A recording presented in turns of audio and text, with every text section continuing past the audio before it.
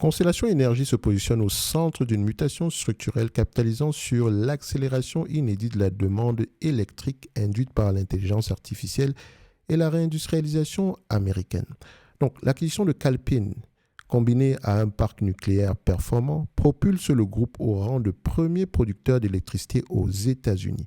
Si les perspectives de croissance sont relevées grâce au contrat avec les hyperscalers, la rentabilité opérationnelle traverse une phase de transition et de normalisation à court terme. Ceci n'est qu'une partie de la note d'analyse que vous allez retrouver dans le club Top Invest. Le lien est en description de la vidéo. Vous y trouverez ici les éléments positifs, négatifs, ainsi que les éléments à suivre pour ceux qui suivent ce titre-là de manière générale.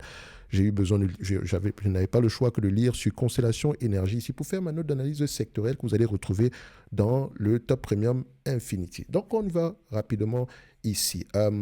Pour ceux qui ne savent pas ce que l'entreprise fait, je fais simple ici. Je viens là, je la mets dans notre agent IA. Il va nous donner une réponse. Et pendant ce temps, on va regarder les chiffres assez rapidement. On a déjà parlé ici de Nextera Energy. Donc, vous savez à peu près à quoi ça va ressembler ce genre de... Enfin, au niveau des cash flow, au niveau des free cash flow, vous savez exactement ce qu'il ne faut pas faire avec ce type d'entreprise-là. J'ai déjà eu à me tromper une fois ici. Et je pense que la meilleure manière ici d'évaluer ce type de business, c'est de regarder ici les cash flows opérationnels. Et donc, vous voyez ici, on a une croissance des revenus. On vous a mentionné ici que l'entreprise a fait une acquisition dernièrement, n'est-ce pas? Et donc, ça va généralement se voir, comment on appelle ça?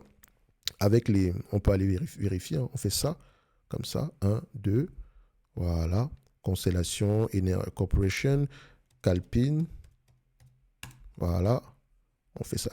Reach resolution with US Department, et ici, voilà, donc vous avez la transaction. Donc, par rapport à Calpine, ça date du 5 mois de décembre, blablabla. Est-ce que Calpine est encore coté en bourse? On va vérifier ça ici. Calpine, on va faire ça. Hein? Non, donc c'est validé complètement ici. OK? Donc, vous pouvez voir qu'au niveau des chiffres, à court terme, quand il y a une acquisition, ça peut avoir tendance à, enfin, ça peut avoir tendance à fluctuer énormément.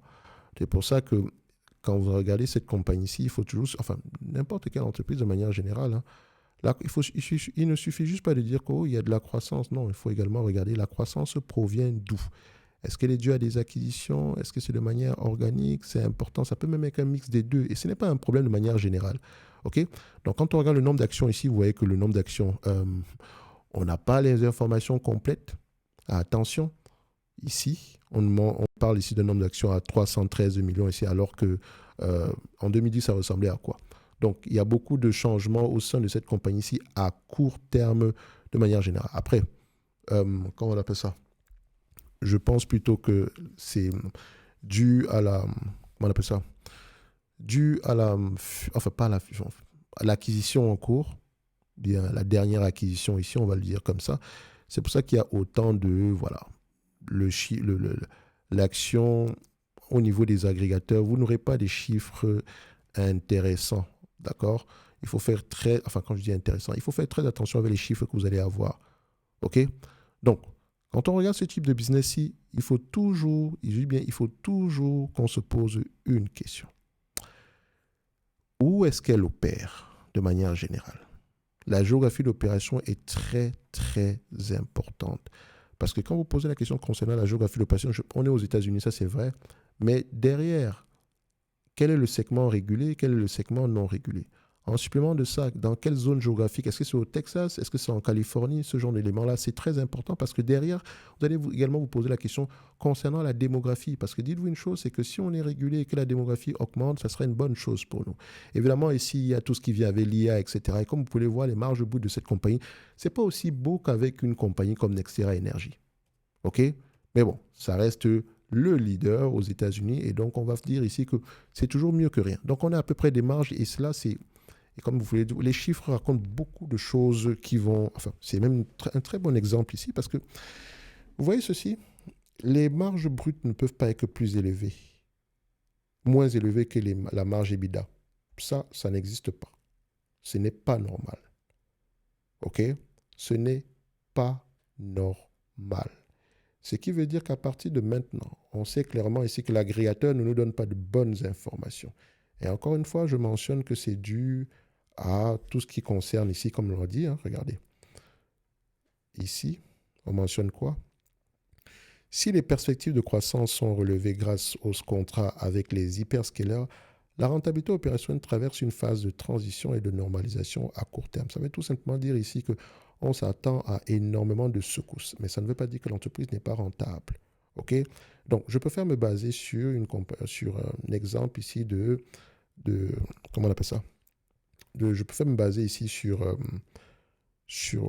un agrégateur comme FastGraph parce que FastGraph récupère ces données directement de FactSet et de S&P Global. Je ne dis pas que Coifin, ce n'est pas la même chose, mais voilà, il y a moins de bisbilles ici. D'accord? Mon degré de confiance par rapport à ces chiffres-ci est assez élevé. Donc pendant ce temps, notre prompt a eu tendance à réfléchir et qu'est-ce qu'il nous mentionne?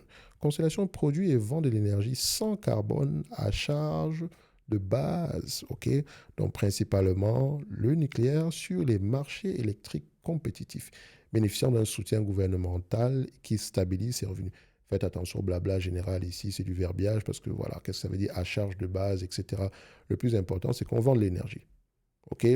Ensuite, qu'est-ce qu'on a? Géographie d'opération, vous l'avez ici. Potentiel de croissance, la demande de croissance pour l'énergie 24 sur 27, 24 sur 24, 7 jours sur 7, sans carbone, dite clean baseload. Excusez-moi, quand on me parle généralement d'énergie nucléaire et qu'on me parle d'énergie propre, c'est quelque chose, ça ne marche, ça ne fonctionne pas dans mon cerveau. Donc, la demande ici d'énergie 24 sur 24, 7 jours sur 7 de la part des grands consommateurs et des entreprises avec des objectifs de ESG représente un marché à forte expansion. Je ne sais pas comment les gens qui font de l'ESG ici pensent que le nucléaire, enfin bref, on connaît le greenwashing de manière générale ici. Ce qui nous intéresse, c'est est-ce que l'entreprise ici a un pricing power? Alors ici, la stratégie est claire. Enfin, il est où le pricing power? Voilà. La marge brute est stable ou en hausse tirée par la structure de coûts majoritairement fixe du nucléaire et les prix élevés de l'énergie. Alors, le PTC protège contre les baisses des prix des produits de base, commodités, etc. Et quand on parle de PTC, vous pouvez remarquer ici plus loin, qu'est-ce que ça veut dire PTC au niveau du gouvernement américain de manière générale. Soyez curieux, les amis, allez-y rechercher. Mais après, ici, tout ce que je sais, c'est que l'entreprise vend de l'énergie de manière générale avec principalement ici, avec la source principale, donc Nuclear Production Tax Credit pour le PTC.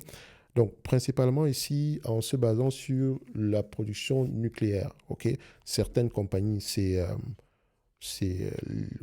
l'énergie, c'est l'hydroélectricité, d'autres, c'est du charbon. C'est important de connaître la source d'énergie. C'est important. Parce qu'à partir de là, vous pourrez à peu près dériver, prendre connaissance de la sensibilité de la compagnie par rapport à l'augmentation du prix de la commodité de manière générale. Donc, vous savez ici que le prix de l'uranium a augmenté. On a besoin d'uranium ici pour les centrales nucléaires. Donc, techniquement, est-ce qu'elle peut faire passer l'augmentation des prix au niveau ici des consommateurs? C'est la question qu'il faut se poser.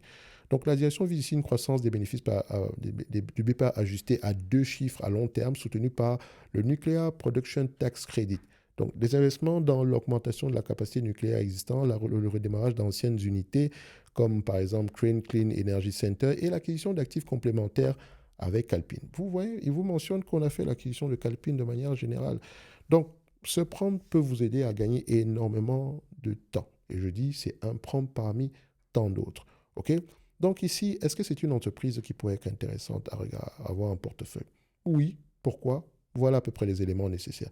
Et quels sont les arguments qui vont à l'encontre des arguments favorables? Ici, on a, malgré le PTC, une partie significative des revenus reste exposée à la volatilité des prix de l'électricité à long terme. OK? Après 2032. La croissance future dépend de l'exécution réussie de l'expansion des capacités attention, avec les Repstar ou bien Upgrade ici. Quand on parle de restart, c'est qu'on va redémarrer, comme plus haut, on va redémarrer certaines centrales nucléaires et également, on va augmenter les prix de manière générale. Donc l'expansion de capacité et de l'intégration de nouvelles acquisitions comme Calpine. Donc, ça, c'est un élément à aller regarder de manière générale. OK? Et encore une fois, comme j'ai dit, on a utilisé le mode rapide. Je n'aime pas utiliser le mode rapide. Pour les vidéos, c'est assez... Enfin, ça me permet d'avoir l'information assez rapidement pour éviter la tautologie, mais techniquement, je peux faire utiliser le mode raisonnement. Comme par exemple, si je fais utilise le mode raisonnement ici, on aura sans doute à peu près une réponse similaire, mais j'ai encore plus confiance ici. Le rapide ici va se baser essentiellement sur la mémoire de de l'IA en question. Encore une fois, comme je dis, quand j'utilise l'IA, ce n'est pas pour savoir dans quoi est-ce que je vais investir. Non, ça ne m'intéresse pas. C'est pour mieux comprendre l'entreprise que j'ai face à moi. D'accord? Les chiffres, c'est bien, mais au-delà des chiffres, je dois savoir qu'est-ce qu'elle fait, quelle est la géographie d'opération, est-ce qu'elle a un pricing power, est-ce que l'équipe dirigeante est compétente, est-ce que euh, on a un avantage concurrentiel, si oui, c'est lequel, quelle est la géographie d'opération. Bref, toutes ces questions-là, ça va vous prendre au moins une bonne heure. Et en moins de, voilà, disons moins de 2 minutes ici, moins de 3 minutes, vous avez toutes ces réponses ici. N'allons pas, finissons avec notre analyse quantitative ici. Combien de fois les bénéfices sont à payer pour ce genre d'entreprise? Vous savez que ici, je préfère utiliser les cash flows opérationnels. Donc, 15 fois les cash flows opérationnels, c'est le chiffre que je préfère utiliser. OK? Euh, Ça me donnera à peu près, c'est un business assez prévisible également de manière générale. Donc, je vais faire ça. 15 fois les cash flows opérationnels. 15. Voilà. Ça donne à peu près aux alentours de 318 dollars l'action. 318 moins la dette nette, c'est important de l'enlever. Ici, 318 moins 16, donnez-moi juste un instant, 318 moins 16, ça va à peu près 300, 302. Hein. Ouais, c'est ça, 302. Donc, techniquement, au prix actuel, pour moi, l'entreprise est correctement évaluée sans prendre en considération la dette. OK? Maintenant, comme je l'ai dit, le management vise une croissance à double chiffre ici de manière générale. Est-ce que ça va arriver? Je n'en sais strictement rien du tout. Donc, pour quelqu'un qui est intéressé par ce genre d'entreprise, il faut plutôt questionner la croissance en profondeur. OK? Quels sont les éléments qu'on devrait, par exemple, surveiller? Donc, on revient ici. Je vais là. Décision de la FERC sur les nouveaux modèles de raccordement. Il est impératif de suivre l'évolution de la doctrine réglementaire concernant les connexions directes entre les centrales et les centres de données. Les prises de position de la FERC détermineront la viabilité et la vitesse de déploiement des projets de co-implantation qui sont au cœur de la thèse de croissance liée à l'IA. Deuxième point à surveiller, c'est la trajectoire des coûts d'intégration de Calpine. La capacité du management à maîtriser les coûts d'exploitation durant la phase d'absorption de Calpine doit être scrutée. L'évolution de l'EBITDA et la vitesse de retour à une expansion des marges valideront l'efficacité opérationnelle de cette acquisition structurante et la résilience du modèle face à l'inflation des coûts. Donc, moi, je vais lire quand je vais écouter les prochains conférences call, ce sont ces deux éléments-là qui vont m'intéresser de manière générale. OK? En tout cas, pour le moment. Donc, ici, est-ce que Calpine, c'est une entreprise qui mérite d'avoir une place dans ma watchlist? Personnellement, enfin, pas Calpine, excusez-moi. La compagnie, comment elle s'appelle encore celle-là?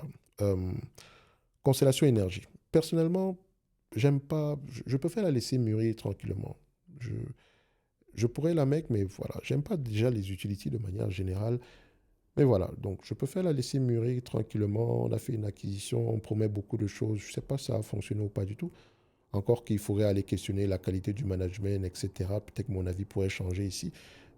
Mais ça pourrait être un dossier intéressant à aller regarder pour ceux qui veulent jouer la carte ici de la croissance dans le domaine ici, la croissance liée à la demande d'énergie aux États-Unis. Vous avez vu, par exemple, ça met énormément de temps. C'est pour ça que j'ai lancé ici le mode, comment on appelle ça, le, le mode rapide. OK?